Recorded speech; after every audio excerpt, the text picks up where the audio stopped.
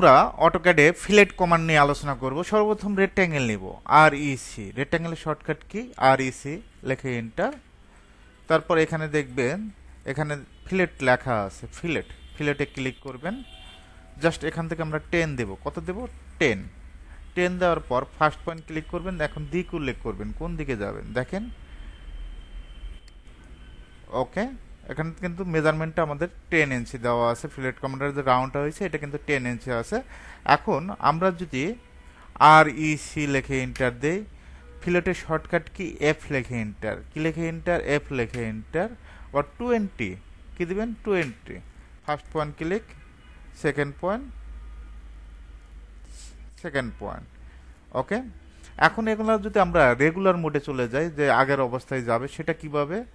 আর EC লিখে এন্টার, F লিখে এন্টার, 0 লিখে এন্টার। ফার্স্ট পয়েন্ট, এটা কিন্তু রেক্ট্যাঙ্গেল শো করবে। এখন আর কয়েকভাবে করা যায়। আমরা একটা লাইন নেই, এল লিখে এন্টার, F8, জাস্ট ক্লিক করব। অফসেট 5 ইঞ্চি। কত ইঞ্চি? 5 ইঞ্চি। এখান থেকে অফসেট নিলাম। এখন আমরা যদি এটা ফিলেট করি, দেখেন এফ লিখে enter, first point click, second point click, fillet হয়ে গেছে।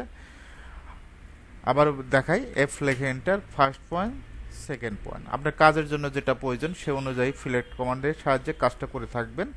এখন আর ইসি লিখে এন্টার, এফ লিখে এন্টার, 3 লিখে এন্টার। জাস্ট আমরা ক্লিক করব, দেখেন রাউন্ডটা কিন্তু হয়ে গেছে। Just click. ওকে, এভাবে চাইলে খুব সহজেই ফিলেট কমান্ডের সাহায্যে নতুন নতুন জিনিস তৈরি করতে পারবেন।